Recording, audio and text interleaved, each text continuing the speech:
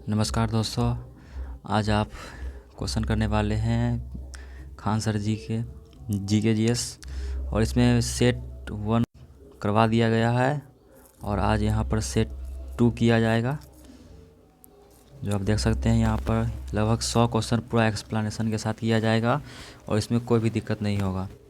तो पहला क्वेश्चन है, सर्वप्रथम यूरोपियन व्यापारी जो हिंद चीन आए थे वो कहाँ के थे? तो सर्वप्रथम सबसे पहले जो यूरोप के जो व्यापार थे वो हिंद चीन आए थे, वो कहाँ के थे? तो पुर्तगाल के थे। कहाँ के थे? पुर्तगाल के। अगला क्वेश्चन है, भारत माता पुस्तक कविता के रचनाकार कौन है? भारत माता पुस्तक के कविता के रचनाकार कौन है? तो सुमित्रा नंदन पंत। कौन है? सुमित्रा नंदन पंत। सुमित्रा नंदन पंत भारत माता कविता के रचनाकार हैं। इनकी प्रमुख रचनाएं गुंजन, चिंद्रावरा, युगांत, स्वर्णधुली आदि है। मतलब ये बहुत सारे कविताएं लिखी है, लेकिन इस क्वेश्चन में है भारत माता पुस्तक, तो सुमित्रा नंदन पंत। अगला क्वेश्चन है, जलालगढ़ किला बिहार के किस जिले में स्थित है? जलालगढ़ किला बिहार के किस जिले में स्थित है? तो पूर्णिया। जलालगढ़ किला मुगल काल के दौरान एक सैनिक छावनी थी। जलालगढ़ किला बिहार राज्य के पूर्णिया जिले में स्थित है। जलालगढ़ किला जो कहाँ स्थित है, किस राज्य में? तो बिहार राज्य में स्थित है, पूर्णिया जिले में। अगला क्वेश्चन है, क्वेश्चन नंबर 4 कि प्रसिद्ध गीत सारे जहाँ से अच्छा की रचना किसने की थी? मतलब जो सबसे फेमस गीत है वो सारे जहाँ से अच्छा, इसकी रचना किसने की थी? तो मोहम्मद इकबाल ने की थी। सारे जहाँ से अच्छा, मोहम्मद इकबाल। अगला क्वेश्चन है, भारत का अंतिम मुगल शासक कौन था? भारत का अंतिम मुगल शासक कौन था? तो बहादुर शाह जफ़र द्वितीय। भारत का अंतिम मुगल शासक बहादुर शाह जफ़र द्वितीय था, जिसने 1857 की क्रांति में भारतीय सिपाहियों का नेतृत्व किया था। मतलब 1857 क्रांति में भारतीय सिपाही का नेतृत्व किया था और 1857 की क्रांति के बाद अंग्रेज ने जाफ़र को वर्मा यानी म्यांमार भेज दिया, जहां उनकी मृत्यु हो गई। जाफ़र द्वितीय को निर्वासन की राजा सुनाने वाले जज का नाम मेजर है। अगला क्वेश्चन है, हिंदू महासभा के संस्थापक कौन थे? हिंदू महासभा के संस्थापक कौन थे? तो पंडित मदन मोहन मालदीप थे। कौन थे? तो पंडित मदन मोहन मालदीप। दोस्तों, बिहार पुलिस की तैयारी अच्छे से करना चाहते हैं तो यहाँ पर ज्ञान बिंदु का नोट बुक है दिया हुआ, जो 999 में दिया जाता है, लेकिन आपको यहाँ पर 199 में प्रोवाइड किया जाएगा और यहाँ पर संपूर्ण तैयारी करवाई जाएगी और इससे ज़्यादा क्वेश्चन नहीं आएगा, इससे एक्स्ट्रा एक भी नहीं आएगा और पूरा आएगा। जो साथी चाहते हैं लेना वो इस नंबर पर संपर्क करें, इस नंबर पर संपर्क करें और अपने उज्ज्वल भविष्य बनाएं। अगला क्वेश्चन है, गांधी जी ने अहमदाबाद से दांडी की यात्रा किस लिए की थी? मतलब गांधी जी ने अहमदाबाद से दांडी की यात्रा किस लिए की थी? तो किस लिए की थी बताइएगा आप लोग। नमक कानून को तोड़ने के लिए। इसका एक्सप्लेनेशन देख लेते हैं। महात्मा गांधी ने 11 सूत्री मांगों का अंग्रेजी सरकार द्वारा अनदेखी करने पर गांधी ने 12 मार्च 1930 को, कितना? 12 मार्च 1930 को अहमदाबाद से साबरमती आश्रम से 5 अप्रैल 1930 दांडी नामक स्थान तक पहुँचे और दांडी यात्रा यानी नमक कानून यात्रा निकाली। वो कब? तो 12 मार्च 1930 को अहमदाबाद से साबरमती आश्रम से 5 अप्रैल 1930 को दांडी नामक स्थान पर पहुँचे और वहाँ दांडी यात्रा निकाली। अगला क्वेश्चन है कि तुम मुझे खून दो मैं तुम्हें आज़ादी दूंगा का नारा किसने दिया? मतलब तुम मुझे खून दो मैं तुम्हें आज़ादी दूंगा का नारा किसने दिया? तो सुभाष चंद्र बोस। सुभाष चंद्र बोस। सन 1940 में आगरा के चुंगी मैदान में नेताजी सुभाष चंद्र बोस ने तुम मुझे खून दो मैं तुम्हें आज़ादी दूंगा का नारा दिया था। इस नारे ने भारत की आज़ादी में अहम भूमिका निभाई थी।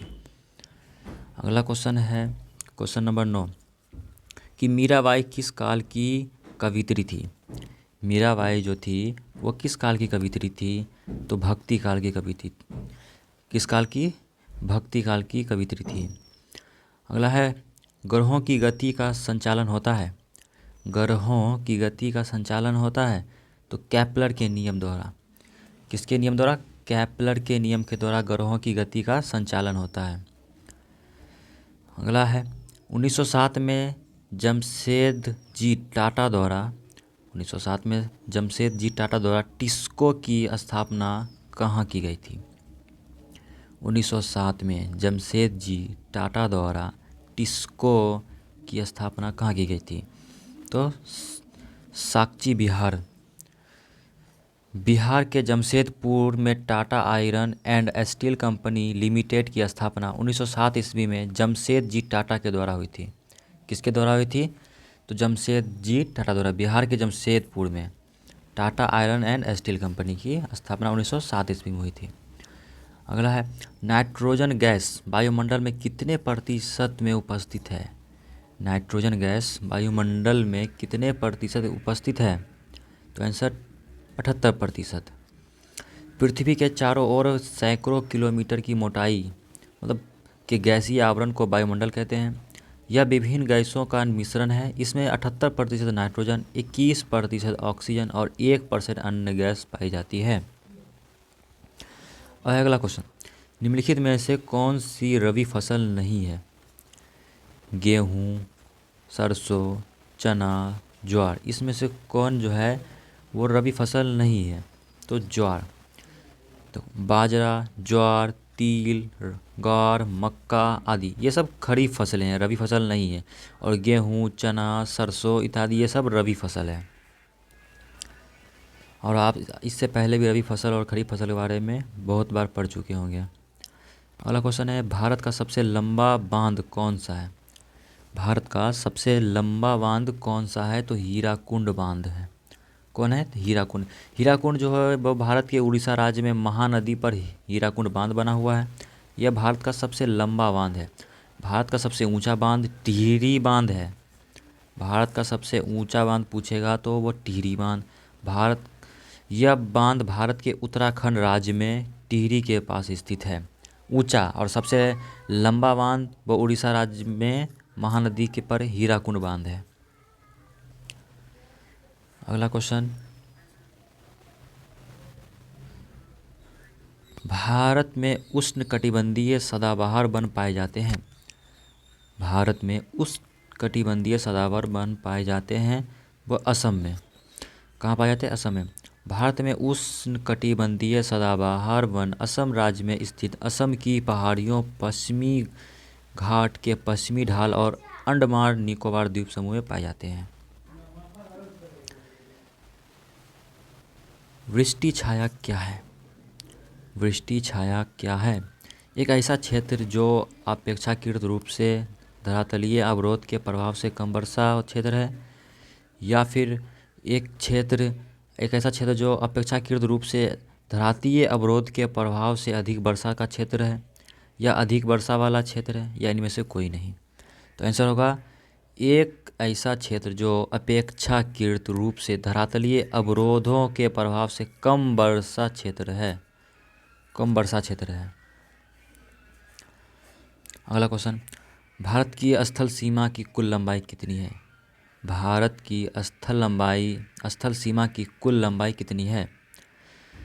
तो कितना? 15,200। भारत की स्थल सीमा की कुल लंबाई 15,200। संघात्मक व्यवस्था का मुख्य लक्ष्य क्या है? क्वेश्चन नंबर 18, संघात्मक व्यवस्था का मुख्य लक्ष्य है। ऑप्शन, प्रांतीय सरकारें सर्वोच्च होती है, राजनीतिक दल सर्वोच्च होती है, शक्तियों का एकत्रीकरण होता है, या संविधान की सर्वोच्चता होती है। क्या होगा इसमें? इसमें होगा प्रांतीय सरकारें सर्वोच्च होती है। संघात्मक शासन व्यवस्था में प्रांतीय सरकार सर्वोच्च होती है। अगला क्वेश्चन है, सर्वोच्च न्यायालय के न्यायाधीश को पदयुक्त किया जा सकता है? मतलब सर्वोच्च न्यायालय के न्यायाधीश को किसके द्वारा पदयुक्त किया जा सकता है? भारत के प्रमुख न्यायाधीश द्वारा, प्रधानमंत्री द्वारा, कि सदन के दोनों सदनों द्वारा, या लोकसभा द्वारा? तो आंसर होगा सदन के दोनों सदनों द्वारा। एक्सप्लेनेशन इसका देख लेते हैं। सर्वोच्च न्यायालय के न्यायाधीश को हटाने के लिए संसद के दोनों सदन एक प्रस्ताव पारित कर सकते हैं। इस प्रस्ताव को प्रार्थना कहा जाता है। अगला क्वेश्चन है, राजकोषीय नीति का संबंध है। राजकोषीय नीति का संबंध है सरकारी राजस्व और बाह्य मुद्रा आपूर्ति प्रबंधन, ये भी दोनों या उपयुक्त में से कोई नहीं। तो सरकारी राजस्व और व्यय से राजकोषीय नीति का संबंध है सरकारी राजस्व और व्यय से। अगला क्वेश्चन,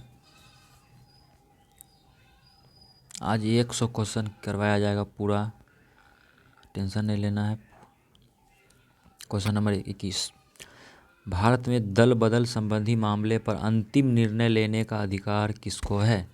मतलब भारत में दल बदल संबंधी मामलों पर अंतिम निर्णय लेने का अधिकार किसको है।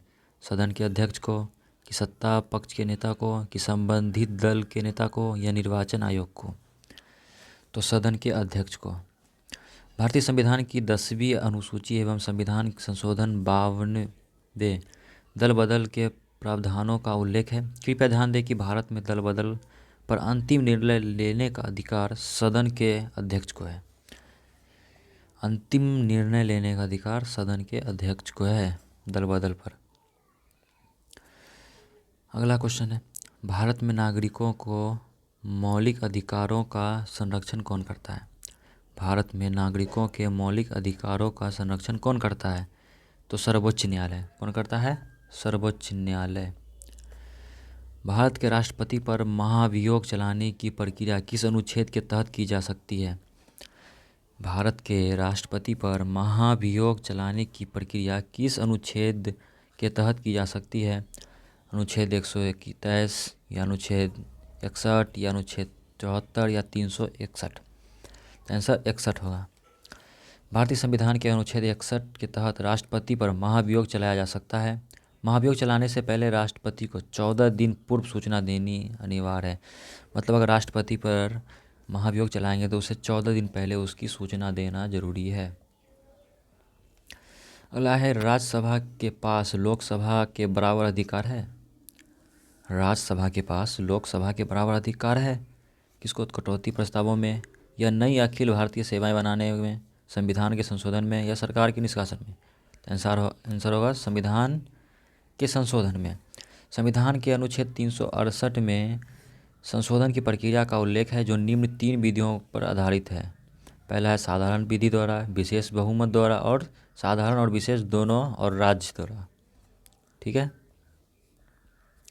अगला है, भारतीय संविधान का कौन सा भाग संविधान की आत्मा कहलाता है। भारतीय संविधान का कौन सा भाग संविधान की आत्मा कहलाता है। आंसर हो जाएगा उद्देशिका। उद्देशिका। भारतीय संविधान की आत्मा प्रस्तावना को कहा जाता है। उद्देश्य प्रस्ताव संविधान सभा में पंडित जवाहरलाल नेहरू ने रखा था। वर्तमान संविधान की प्रस्तावना का आधार उद्देश्य प्रस्ताव ही है। अगला, भारत के राष्ट्रपति को मौलिक अधिकारों के परिवर्तन से निलंबन का अधिकार प्राप्त है। भारत के राष्ट्रपति को मौलिक अधिकार के परिवर्तन के निलंबन का अधिकार है। इसका आंसर क्या होगा। अनुच्छेद 370 से, या अनुच्छेद 359 से, या अनुच्छेद 369 से, या अनुच्छेद 379 से। तो आंसर होगा अनुच्छेद 359। अगला क्वेश्चन देख लेते हैं। हाँ, आंसर दिया हुआ है इसका। जब देश में आपातकाल लागू हो उस समय राष्ट्रपति द्वारा अनुच्छेद 359 के तहत आदेश जारी करके मौलिक अधिकारों को निलंबित किया जा सकता है तथा भारतीय संविधान के भाग 3 के अनुच्छेद 12 से 35 तक मौलिक अधिकार का प्रावधान है। अगला, भारत में पंचायती राज संस्थाओं की स्थापना किस संवैधानिक निर्देश अनुसार होता है। भारत में पंचायती राज संस्थाओं की स्थापना किस संवैधानिक निर्देश अनुसार हुई। इसका आंसर हो जाएगा नीति निर्देशक सिद्धांतों के। नीति निर्देशक सिद्धांतों के। भारतीय संविधान के भाग 4 नीति निर्देशक तत्व का प्रावधान है जो अनुच्छेद 36 से 51 है। इन अनुच्छेदों में अनुच्छेद 40 में ग्राम पंचायत के गठन की बात की गई है। वर्तमान में 73वें संविधान संशोधन द्वारा पंचायतों को संवैधानिक दर्जा प्रदान किया गया है। अगला क्वेश्चन है, भारत की संसद में निम्नलिखित शामिल है। तो भारत की संसद में कौन कौन शामिल है? लोकसभा, राज्यसभा या राष्ट्रपति, या लोकसभा, राज्यसभा या स्पीकरन, या लोकसभा, राज्यसभा या प्रधानमंत्री, या लोकसभा, राज्यसभा और मंत्रिपरिषद। तो कौन होगा इसमें से? तो इसमें लोकसभा, राज्यसभा और राष्ट्रपति होगा। अगला क्वेश्चन है, पंचायत की वित्तीय स्थिति की समीक्षा कौन करता है? पंचायत की वित्तीय स्थिति की समीक्षा कौन करता है? आंसर, राज्य वित्त आयोग। 73वें व 74वें संविधान संशोधन द्वारा राज्य वित्त आयोग का गठन किया गया है। इस आयोग द्वारा राज्य सरकार को पंचायतों में नगर पालिकाओं की धन वितरण के संबंध में सिफारिश करना है। आ गया समझ में? अगला क्वेश्चन है, भारतीय संविधान के आर्टिकल 326 के अनुसार हर राज्य के विधानसभा और विधान परिषद चुनाव वयस्क मताधिकार आधार पर होंगे। वयस्क मताधिकार से तात्पर्य है कि प्रत्येक भारतीय नागरिक की उम्र चुनाव में भाग लेने के लिए कितने वर्ष से कम नहीं होनी चाहिए। ये वही बात हुआ है, बड़ा सा क्वेश्चन देके फंसाने वाला, ताकि बच्चा सब फंस जाए इसमें। सीधा सीधी मत अधिकार कितने वर्ष से कम नहीं होनी चाहिए? तो 18 वर्ष, सीधा सीधी। भारतीय संविधान के प्रारंभ में वयस्क मताधिकार की आयु 21 वर्ष थी। तो भारतीय संविधान के जब शुरू हुई थी तो उसमें 21 वर्ष थी, परंतु संविधान में 61वां संशोधन 1989 में आयु 21 से घटाकर 18 वर्ष की गई है। अर्थात वर्तमान में वयस्क मताधिकार की आयु भी 18 वर्ष है। विदेशी निवेश कहलाता है। विदेशी निवेश कहलाता है विश्व बैंक द्वारा किया गया निवेश, या अंतर्राष्ट्रीय मुद्रा कोष द्वारा किया गया निवेश, या विदेशी देश द्वारा किया गया निवेश, या बहुराष्ट्रीय निगमों द्वारा किया गया निवेश। आंसर होगा बहुराष्ट्रीय निगमों द्वारा किया गया निवेश। बहुराष्ट्रीय निगमों द्वारा किया गया निवेश विदेशी निवेश कहलाता है। मतलब बहुराष्ट्रीय निगमों द्वारा किया गया निवेश क्या कहलाता है? तो विदेशी निवेश कहलाता है। जबकि किसी एक देश की कंपनी के द्वारा दूसरे देश से किया गया निवेश प्रत्यक्ष विदेशी निवेश कहलाता है। तो एक देश दूसरे देश को निवेश करे वो प्रत्यक्ष विदेशी निवेश कहलाता है। अगला क्वेश्चन है 32 नंबर क्वेश्चन, कि किस उत्पादन के लिए हॉलमार्क का उपयोग किया जाता है? किस उत्पादन के लिए हॉलमार्क का उपयोग किया जाता है? कृषि उत्पादन, विद्युत वस्तु की, ज्वेलरी की, इलेक्ट्रॉनिक उत्पादन। इसका आंसर होगा ज्वेलरी। ज्वेलरी के उत्पादन के लिए हॉलमार्क का उपयोग किया जाता है। ज्वेलरी उत्पादक प्लेटिनम, स्वर्ण, रजत आदि बने होते हैं। हॉलमार्क उनकी गुणवत्ता प्रमाणित करने के लिए लगाई जाती है। तो हॉलमार्क जो होती है वो ये सब ज्वेलरी की गुणवत्ता प्रमाणित करने के लिए लगाई जाती है। क्वेश्चन नंबर 33 है कि उस एजेंसी का नाम जिसके मार्फत सरकार बफर स्टॉक के लिए उद्यान खरीदी गई वह है। मतलब उस एजेंसी का नाम बताओ जिसके मार्फत सरकार बफर स्टॉक के लिए खान खरीदी है। भारतीय खान निगम, या भारतीय खाद्य आपूर्ति निगम, या राज्य व्यापार निगम, या निर्यात आयात निगम। तो इसका आंसर हो जाएगा भारतीय खाद्य निगम। इसका प्रश्न देखते हैं कि भारतीय खाद्य निगम एजेंसी मार्फत सरकार बफर स्टॉक के लिए खाद खरीदी। खाद्य निगम अधिकार 1964 के तहत 1965 में एक वैधानिक निकाय के रूप में भारतीय खाद्य निगम का गठन हुआ था। भारत सरकार की तरफ से करेंसी नोट कौन सी एजेंसी जारी करती है? सेवा, बैंक ऑफ इंडिया, भारतीय रिजर्व बैंक, या विश्व बैंक। तो सिंपल है, भारतीय रिजर्व बैंक। हर नोट पे भी लिखा होता है। भारतीय रिजर्व बैंक भारत सरकार की तरफ से करेंसी नोट जारी करती है। यह एक केंद्रीय बैंक है। भारतीय रिजर्व बैंक एक केंद्रीय बैंक है। इसे बैंकों का बैंक कहा जाता है। इसकी स्थापना 1 अप्रैल 1935 ईस्वी को हुई थी। भारतीय रिजर्व बैंक की स्थापना 1 अप्रैल 1935 ईस्वी को हुई थी। अगला क्वेश्चन है, सामाजिक न्याय क्या दर्शाता है? सामाजिक न्याय क्या दर्शाता है? पुरुष और महिलाओं हेतु रोजगार के समान अवसर, धन का समान वितरण, राजनीति में महिलाओं की समान भागीदारी, या बिना किसी सामाजिक भेदभाव के सभी नागरिकों के साथ समान व्यवहार।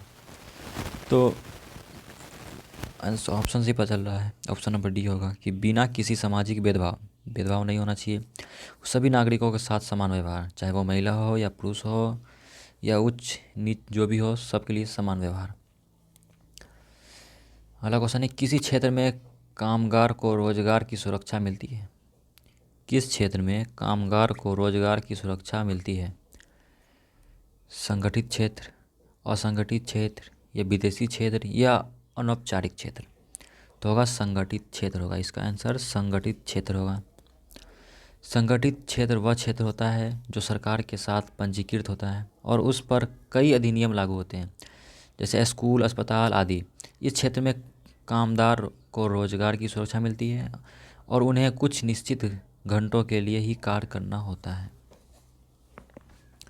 अगला क्वेश्चन है, किसी वस्तु का मूल्य निर्धारित होता है पूर्ति द्वारा, मांग के द्वारा, मांग एवं पूर्ति दोनों के द्वारा, या सरकार द्वारा? तो किसी वस्तु का मूल्य निर्धारण जो होता है वो होता है मांग एवं पूर्ति दोनों के द्वारा। कितना मांग है और पूर्ति कितना कर सकते हैं, उसके द्वारा उसका मूल्य निर्धारित होता है।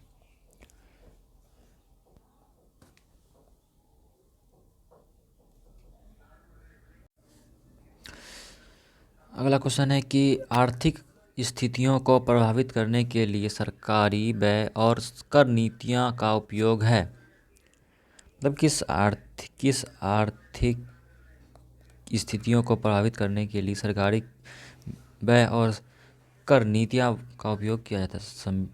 क्या संविदात्मक मौद्रिक नीति, विस्तारकारी नीति, या मौद्रिक नीति, या राजकोषीय नीति? आंसर होगा राजकोषीय नीति। राजकोषीय नीति आर्थिक स्थितियों को प्रभावित करने के लिए सरकारी व्यय और कर नीतियों का उपयोग है। भारत में वित्त मंत्रालय द्वारा अपने बजट प्रस्तावों के माध्यम से राजकोषीय नीति तैयार की जाती है।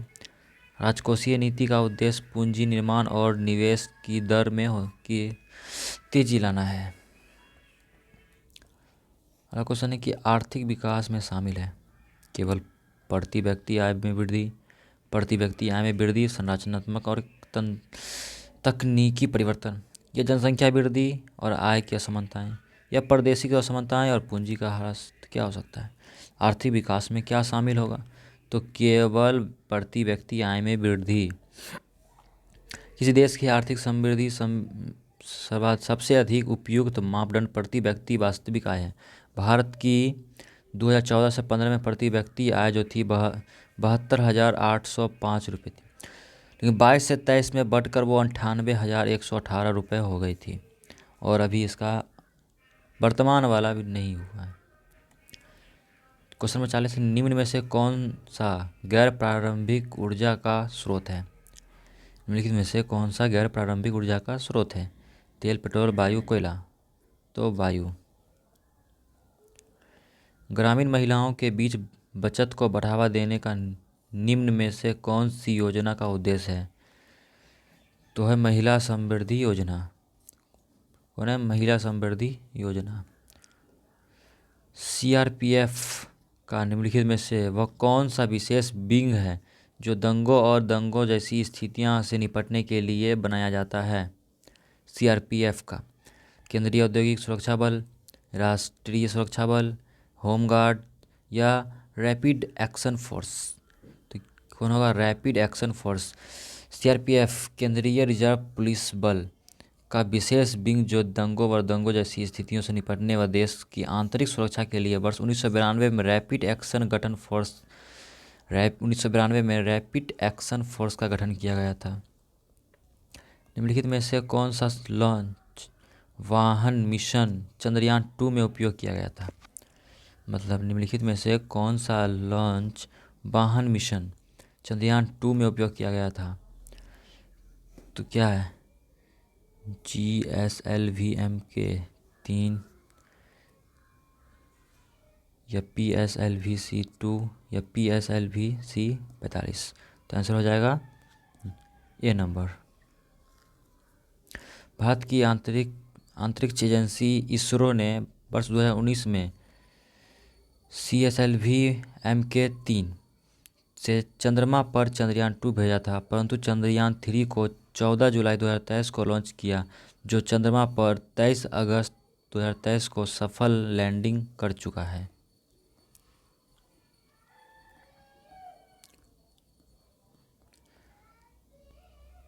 अगला क्वेश्चन है कि निम्नलिखित में से किस तारीख को अंतर्राष्ट्रीय शांति दिवस के रूप में मनाया जाता है। अंतर्राष्ट्रीय शांति दिवस के रूप में मनाया जाता है 21 सितंबर को अंतर्राष्ट्रीय शांति दिवस मनाया जाता है। 15 सितंबर को अंतर्राष्ट्रीय लोकतंत्र दिवस मनाया जाता है। 21 सितंबर को अंतर्राष्ट्रीय शांति दिवस मनाया जाता है। 2 सितंबर को विश्व नारियल दिवस मनाया जाता है। 2 सितंबर को विश्व नारियल दिवस। 28 सितंबर को विश्व रेबीज दिवस मनाया जाता है। 28 सितंबर को विश्व रेबीज दिवस मनाया जाता है। ग्रैमी अवार्ड्स निम्नलिखित में से किस क्षेत्र में योगदान के लिए प्रदान किए जाते हैं। ग्रैमी अवार्ड्स जो है वो किस क्षेत्र के योगदान के लिए प्रदान किए जाते हैं। संगीत क्षेत्र में। ग्रैमी अवार्ड्स संगीत क्षेत्र में, संगीत के क्षेत्र में योगदान हेतु ग्रैमी अवार्ड प्रदान किया जाता है। इस पुरस्कार के लिए पहली बार समारोह 4 मई 1959 को आयोजित किया गया था। निम्नलिखित में से कौन सी सेना जो भारत सरकार की महत्वपूर्ण एजेंसियों में से 1982 में सबसे अधिक कैलाश मानसरोवर यात्रा से सफल संचालन में शामिल होती रही है। भारत तिब्बत सीमा पुलिस बल। भारत तिब्बत सीमा पुलिस बल ITBP। देख लीजिए इसका एक्सप्लेनेशन रोक कर यहाँ पर देख सकते हैं आप। निम्नलिखित में से किस देश ने दुनिया का प्रथम तैरता हुआ परमाणु संयंत्र बनाया। निम्नलिखित में से किस देश ने दुनिया का सबसे पहले तैरता हुआ परमाणु संयंत्र बनाया था। कौन? तो रूस। नियॉन लैंप का आविष्कार किसके द्वारा किया गया था। लियॉन लैंप का आविष्कार किसके द्वारा किया गया था। तो जॉर्डस क्लाउड के द्वारा। जॉर्डस क्लाउड के द्वारा किया गया था। जॉर्डस क्लाउड के द्वारा नियॉन लैंप का आविष्कार किया गया था। सैमुअल कोल्ट के द्वारा जो आविष्कार किया था वो रिवॉल्वर था। और मार्टिन कूपर जो इसके द्वारा जो आविष्कार ये जो किए थे वो मोबाइल फ़ोन का आविष्कार किए थे। कौन? Martin Cooper. और प्रथम कृत्रिम प्रशीतन प्रणाली जो किए थे आविष्कार वो विलियम कुलेन। अगला क्वेश्चन है क्वेश्चन नंबर 49। दांतों की वर्धित छवि को देखने के लिए दंत चिकित्सकों द्वारा किसका उपयोग किया जाता है। अवतल दर्पण, उत्तल दर्पण सादा दर्पण या बाइफोकल दर्पण। तो अवतल दर्पण का प्रयोग दंत विशेषज्ञ द्वारा किया जाता है, परंतु उत्तल दर्पण का उपयोग ट्रक, कारों आदि के पीछे दृश्य देखने के लिए मतलब साइड मिरर के लिए उपयोग किया जाता है। अगला क्वेश्चन है फ्रैंक हीटल द्वारा निम्न में से किसका आविष्कार किया जाता है। फ्रैंक हीटल द्वारा निम्न में से किसका आविष्कार किया जाता है। तो विद्युत प्रवाह प्रेरण या विद्युत चुंबकीय प्रेरण या बेंजीन तरल गैस के ऑप्टिकल ग्लास या जेट इंजन। तो जेट इंजन। फ़ारेनहाइट में जल का क्वथनांक होता है। फ़ारेनहाइट में जल का क्वथनांक कितना होता है। जल का क्वथनांक 212 डिग्री फ़ारेनहाइट होता है। डैश का प्रयोग हवा के बल और वेग को मापने के लिए किया जाता है। मतलब किसका प्रयोग में हवा के बल और वेग को मापने के लिए किया जाता है। स्पीडोमीटर या लैक्टोमीटर या एनीमोमीटर या थर्मामीटर। तो एनीमोमीटर। स्पीडोमीटर चाल मापने के लिए किया जाता है। लैक्टोमीटर जो होता है वो दूध का घनत्व मापने के लिए किया जाता है। थर्मामीटर से मानव या सामग्री का तापमान।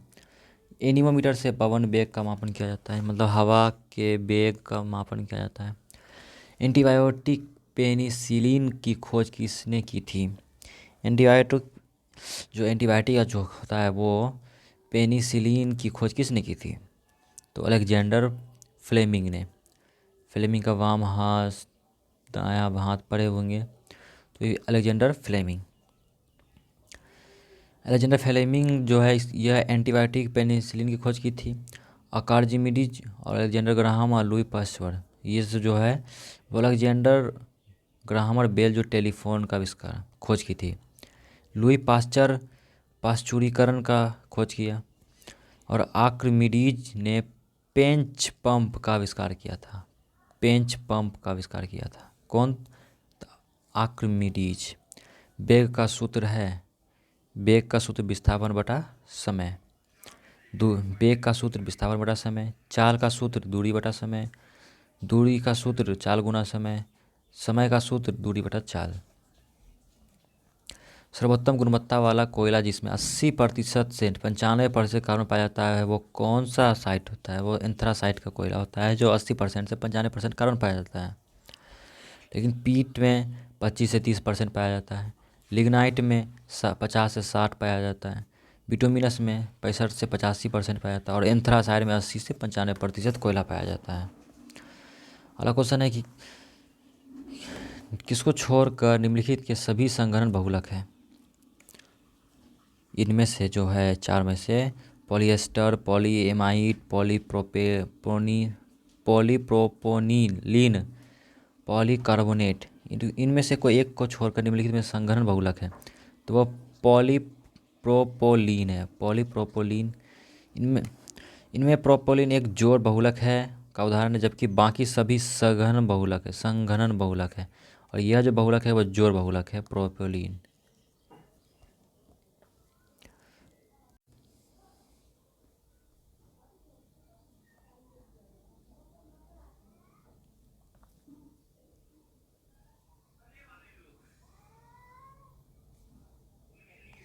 कि उस बेन का आरेख का चयन करें जो निम्नलिखित वर्गों के बीच में संबंध संपर्क दर्शाएगा। जैसे खिलाड़ी, मनुष्य और छात्र। क्या होगा इसमें? खिलाड़ी, मनुष्य, छात्र में क्या होगा?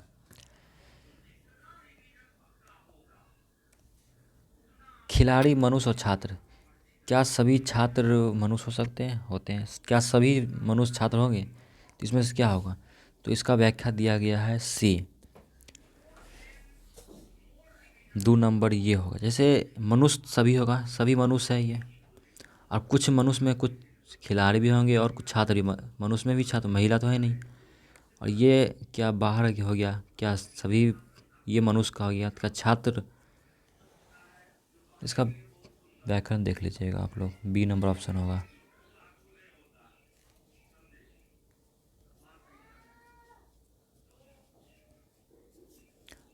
अगला क्वेश्चन है, यदि प्लस का अर्थ गुना और गुना का अर्थ जोड़, घटा का अर्थ भाग और भाग का अर्थ घटा हो तो निम्नलिखित में से किसका मान क्या होगा? तो ये जनरली आपको बिहार पुलिस में मैथ्स से ज़्यादा भारी क्वेश्चन नहीं रहेगा, तो ये आप इसका निष्कर्ष दिया गया हुआ, इसको आप रोक कर वीडियो बनाएं और देख लें खुद से। वैसे ही इसका आंसर 19 होगा। अगला क्वेश्चन है कि उस विकल्प का चयन करें जो तीसरे पद से उसी प्रकार से संबंधित है जिस प्रकार दूसरा पद पहले पद से संबंधित है। उस विकल्प का चयन करें जो तीसरे पद से उसी प्रकार संबंधित है जिस प्रकार दूसरा पद पहले पद से संबंधित है। इसका आंसर टैक। अगला क्वेश्चन 8118 मतलब 8118 निम्न में से किससे विभाज्य है? ये जो विभाज्य है वो किससे विभाज्य है? तो वो 6 से विभाज्य होगा। 6 से क्यों? 6 8 8 16, 16 और 2 को जोड़ दो तो 18। और 5 के पारे में 18 आता है। क्या 7 के पारे में 18 आएगा? क्या 8 के पारे में 18 आता है? नहीं, तो 6 के पारे में 18 आता है, तो इसका आंसर 18। 891 और 892 के बीच कितने पूर्णांक आते हैं? 891 और 892 के बीच कितने पूर्णांक आते हैं? तो 1782 पूर्णांक आते हैं। वो किस तरह से आते हैं, तो इसका एक रूल है कि ज़्यादा वाले का स्क्वायर से कम वाले स्क्वायर घटा दो और -1 करके बनाओ तो आ जाएगा। ज़्यादा भारी नहीं है, बन जाएगा आप लोग से भी। ये भी क्वेश्चन आप ही से बनेगा, इसे बना ले। वैसे इसका आंसर 155 आएगा। जैसे 12 + 12 × 12 - 12 भागा 12 का मान क्या होगा, तो 155। रोक कर आप लोग बना लेंगे। अगला क्वेश्चन, यदि किसी बेलन की त्रिज्या 10% बढ़ा दी जाए तो उसकी ऊंचाई 40% कम कर दी जाए तो बेलन की वक्र पृष्ठीय क्षेत्रफल कितने प्रतिशत की कमी होगी। मतलब कि किसी बेलन का त्रिज्या है, ये बेलन है, इसकी कोई त्रिज्या है, इसको 10% बढ़ा दिया गया और इसकी जो ऊंचाई थी वो 40% कम कर दी गई, तो बेलन की पृष्ठीय क्षेत्रफल कितने प्रतिशत की कमी हो गई। तो वो पृष्ठीय क्षेत्रफल निकाल कर आप बना सकते हैं। पृष्ठीय क्षेत्रफल यहाँ दिया हुआ है 2πr/h होता है और उससे आप बना लेंगे। बहुत हल्का क्वेश्चन होता है ये, जनरली ज़्यादा भारी पूछता नहीं है बिहार पुलिस में, तो आपसे ये सब बन जाएगा। आशा करते हैं कि आप लोग बना लेंगे क्वेश्चन। एक और क्वेश्चन है कि एक व्यक्ति ने कुछ फल 30 रुपये में 14 की दर पर से खरीदा, 30 रुपये में 14 की दर से खरीदा और उन्हें 20 रुपये में 7 की दर से बेच दिया, तो उसका प्रतिशत लाभ क्या होगा। उसका प्रतिशत लाभ, तो लाभ बराबर फॉर्मूला पता है, क्रय मूल्य बटे विक्रय मूल्य। 30 रुपये में खरीदा 14 की दर से, लेकिन 20 रुपये में बेच दिया 7 की दर से। अब ये वज्र गुना करने पर इसको क्रॉस गुना एक होता है, एलिगेशन लगता है यहाँ पर, तो क्रॉस मल्टीप्लाई कर दो तो यहाँ 15 और 20 आ जाएगा। अब लाभ प्रतिशत निकालना है, कितना पर 15, 20 में से 15 माइनस करोगे तो 5 आएगा, प्लस का आएगा 20 में से घटाना है, तो 5 और 15 लाख खरीदा लागत है और 100% गुना 100 तो 33.3% आ जाएगा। अगला क्वेश्चन है कि एक वस्तु का अंकित मूल्य 7200 है, इस पर 9% और 15% की 2 क्रमिक छूट दी जाती है, तो वस्तु का विक्रय मूल्य ज्ञात करें। तो इसका हम समय देंगे आप लोग को, वीडियो रोक कर आप इसको बनाएं खुद से। अगला क्वेश्चन है क्वेश्चन नंबर 79 कि अविनाश की आयु उसके पुत्र अरविंद की आयु की 5 गुनी है। 4 वर्ष बाद अविनाश की आयु अरविंद की आयु की 4 गुनी होगी, उनकी वर्तमान आयु का औसत ज्ञात कीजिए। तो ये भी रीजनिंग क्वेश्चन है, ये भी बन जाएगा आप लोग से। अगला क्वेश्चन देख लेते हैं। दिए गए आंकड़ों का समांतर माध्य ज्ञात करें। ये जो आंकड़ा दिया गया है इसका समांतर माध्य निकालिए। माध्य बराबर फॉर्मूला पता ही होगा, बन जाएगा। ये भी ज़्यादा भारी नहीं है, ये मैथ है तो ये प्रैक्टिस का चीज़ है, खुद से बनाना होगा ये आपको। अगला क्वेश्चन है 81, अतिथि के लिए चाय लगाओ, इस वाक्य में अतिथि के लिए कौन सा कारक है। अतिथि के लिए चाय लाओ, इस वाक्य में अतिथि के लिए कौन सा कारक है। संप्रदान कारक है कि कर्म कारक है कि करण कारक है कि अपदान कारक है। तो अतिथि के लिए चाय लाओ, इस वाक्य में अतिथि के लिए संप्रदान कारक है। क्या है, संप्रदान कारक है। कर्ता ने कर्म को करण से, संप्रदान के लिए अपदान से, संबंध का के की रारेरी अधिकरण में पर संबोधन कारक है। अरे ओह, ये है संबोधन कारक। तो क्या है, चाय लाओ के लिए, कहाँ है, कर्ता ने कर्म को करण से, संप्रदान के लिए आ गया यहाँ पर, क्या है, तो संप्रदान कारक है। प वर्ग प फ व भ म का उच्चारण स्थान कहाँ है, ओष्ठ, प फ सब ओष्ठ से बोलते हैं। और को का उच्चारण स्थान कंठ, चौ का स्थान तालु। निम्नलिखित में कौन सा शब्द पुल्लिंग है। दया, घुटना, जड़ता, बुढ़ापा। तो इसमें बुढ़ापा पुल्लिंग शब्द है, जड़ता दया, दया कीजिए, घुटना लाई, ये सब स्त्रीलिंग हो गया। अगला क्वेश्चन है कि निम्नलिखित वाक्यों में कौन सा मिश्र वाक्य है। परिश्रमी छात्र अवश्य सफल होंगे। क्या आप सभी परिश्रमी के बिना भी छात्र परीक्षाओं में सफल हुए हैं। उसने परिश्रम किया और इसलिए वह परीक्षा में सफल हो चुका है। जो छात्र परिश्रम करेंगे उन्हें अवश्य सफलता मिलेगी। तो इसमें मिश्र वाक्य यही है, जो छात्र परिश्रम करेंगे उन्हें अवश्य सफलता मिलेगी। अगला क्वेश्चन नंबर 85। 15 क्वेश्चन और बचा है यहाँ पर से, उसके बाद आप लोगों का खत्म हो जाएगा। कि दो शब्दों या वाक्यों को जोड़ने वाले शब्द को कौन से शब्द आते हैं? संबंध, समुच्चय या सर्वनाम, या इनमें से कोई नहीं। तो समुच्चयवाचक। दो शब्दों या वाक्यों को जोड़ने वाला शब्द समुच्चय बोधक शब्द कहलाता है। समुच्चय बोधक शब्दों को योजक भी कहा जाता है। तब और वरना, किंतु, परंतु, इसलिए, बल्कि, ताकि, क्योंकि आदि शब्द समुच्चय बोध है। निम्नलिखित शब्दों में कौन शुद्ध शब्द है? मैथिली, अंधिकार, स्मरण, वाहिनी। तो इसमें शुद्ध शब्द स्मरण है। अ ई उ को क्या कहा जाता है? आ ई उ को क्या कहा जाता है? तो ह्रस्व स्वर वर्ण कहा जाता है। ह्रस्व स्वर वर्ण कहा जाता है। क्या आ स्वर ध्वनि अ और ओ के बीच की ध्वनि है? क्या आ, ये वाला आ जो है वो आ और ओ के बीच का है? हाँ या ना? तो नहीं। आ स्वर ध्वनि और आ और ओ के बीच की ध्वनि नहीं है। अगला क्वेश्चन है इंग्लिश से, question number 89। Complete the sentence selling correct option. We are too late, we are so late. तो to catch the train, to we could catch the train, we could not catch the train, या that we can not catch the train. तो correct option देना है, तो क्या हुआ correct answer? तो that we can not catch the train. अगला question है fill in the blanks with appropriate precision. जैसे इसको देना है question, you must be can not dash what you have. इसमें क्या भरा जाएगा? यू मस्ट बी कंटेंट, क्या होगा? तो ये विथ इसमें जोड़ाएगा। अगला question, and if question number 91। Identify the meaning of items. Take it easy, take it easy का आइटम्स क्या होगा? To relax, to tell lies, to loss फक, टू लॉज बैक बाइक। इसका आंसर हो जाएगा टू रिलैक्स। क्या होगा? To relax हो जाएगा। अगला क्वेश्चन है select the part of a speech. Alas she is no more. क्या ये प्रोनाउन में जाएगा, कंजक्शन में जाएगा, कि इंटरजेक्शन में जाएगा, कि प्रीपोजिशन में जाएगा?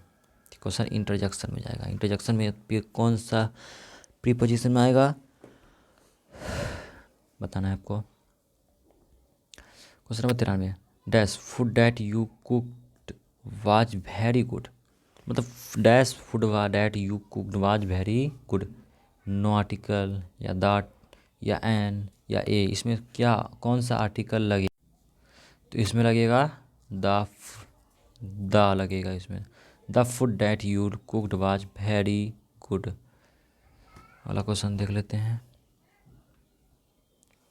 Question number 94। We need 500 rupees dash this to pay for everything. As well होगा, कि बेसाइड होगा, कि बेसाइड्स, या ऑल्सो। तो इसका आंसर बेसाइड्स होगा। Besides refer to in addition to, ये एडिशन के लिए प्रयोग किया जाता है। क्वेश्चन नंबर 95 है select the alternative which expresses the given sentence in indirect speech. मतलब इसमें इनडायरेक्ट स्पीच बनाना है कि ही सैड बेबीज ड्रिंक मिल्क। जैसे क्या होगा? ही सैड, इसका रूल है बनाने का, इस आप लोग को पता ही होगा। He said that babies drink milk, that babies milk drink milk. He advise the babies to drink milk, he told that babies should drink milk. क्या होगा इसका आंसर? तो यहाँ पर क्या है? बच्चे को दूध पिलाने के लिए क्या कहा जा रहा है? एडवाइस दिया जा रहा है। तो क्या यहाँ पे एडवाइस वाला होगा? He advise the babies to drink milk. Question number 96। Choose one option that expresses the most appropriate meaning for the idioms out of 4 options, मतलब 4 ऑप्शन में से कोई एक ऑप्शन चुनना है। Bed of roses, bed of roses का क्या होगा? Belong to the life, dull life, very soft bed और फुल ऑफ जॉय। तो क्या होगा इसका answer? Full of joy. Bed of roses का वेरी सॉफ्ट बेड नहीं, फुल ऑफ जॉय। अगला क्वेश्चन, PSLV C-37 मिशन का प्राथमिक उद्देश्य क्या था? चंद्रमा पर मानव को उतारना, मंगल ग्रह पर रोवर भेजना, एक साथ कई उपग्रहों को कक्षा में स्थापित करना या आंतरिक मलबे को साफ करना। तो आंसर एक साथ कई उपग्रहों को कक्षा में स्थापित करना। ये जो मिशन हुआ था वो 2017 में एक साथ 104 उपग्रहों को लॉन्च करके विश्व रिकॉर्ड बनाने के लिए जाना जाता है। इसका मुख्य उद्देश्य विभिन्न देशों से कई उपग्रहों को उनकी निर्धारित कक्षाओं को सफलतापूर्वक स्थापित करना था। अगला है 98, गांधीनगर वन्य जीव अभयारण्य किस राज्य में स्थित है जिसे चीतों से दूसरे घर के रूप में विकसित किया जा रहा है? गांधी सागर वन्य जीव अभयारण्य किस राज्य में स्थित है जिसे चीतों के दूसरे घर के रूप में विकसित किया जाता है? वह मध्य प्रदेश। कौन है? मध्य प्रदेश। गांधी सागर वन्य जीव अभयारण्य मध्य प्रदेश में स्थित है। कूनो नेशनल पार्क के बाद इसे चीतों के लिए दूसरा घर बनाया जा रहा है। दक्षिण अफ्रीका से लाए गए चीतों को यहाँ बसाया जाएगा जिससे भारत में चीतों की आबादी को बढ़ाने के प्रोजेक्ट को आगे बढ़ाया जा सके। अगला क्वेश्चन है, रतन टाटा ने किस वर्ष JRD टाटा के बाद टाटा समूह के अध्यक्ष पद संभाला? तो 1991। किस वर्ष? रतन टाटा ने किस वर्ष JRD टाटा के बाद टाटा समूह के अध्यक्ष का पद संभाला? तो वह है 1991 में। रतन टाटा ने 1991 में JRD टाटा के बाद टाटा समूह के अध्यक्ष पद पर संभाला। उन्होंने 2012 तक इस पद पर रहते हुए टाटा समूह को नई ऊंचाइयों पर पहुंचाया। उसके नेतृत्व में टाटा समूह ने कई महत्वपूर्ण उपलब्धियां हासिल की, जैसे कि जगुआर और लैंड रोवर का अधिग्रहण और टाटा नैनो का लॉन्च। अगला क्वेश्चन है, क्वेश्चन नंबर लास्ट है ये, भारत इथेनॉल उत्पादन में विश्व स्तर पर किस स्थान पर है? पहला, दूसरा, तीसरा या चौथा? इथेनॉल उत्पादन में विश्व का स्थान क्या है भारत का? तो तीसरा है। India sugar and bio energy सम्मेलन के अनुसार भारत दुनिया का तीसरा सबसे बड़ा इथेनॉल उत्पादक और उपभोक्ता देश है। पहले 2 स्थान संयुक्त राज्य अमेरिका और ब्राज़ील के हैं, मतलब पहले 2 स्थान, पहला अमेरिका, उसके बाद ब्राज़ील, तीसरा स्थान पे है भारत। 2025-26 तक 20% इथेनॉल मिश्रण का लक्ष्य लेकर चल रही है, जिससे इस क्षेत्र में और वृद्धि होने की उम्मीद है। थैंक यू दोस्त। यहाँ पर फाइनली हम सेट दूसरा करवा चुके हैं आपको। एक सेट एक पहले हो चुका था,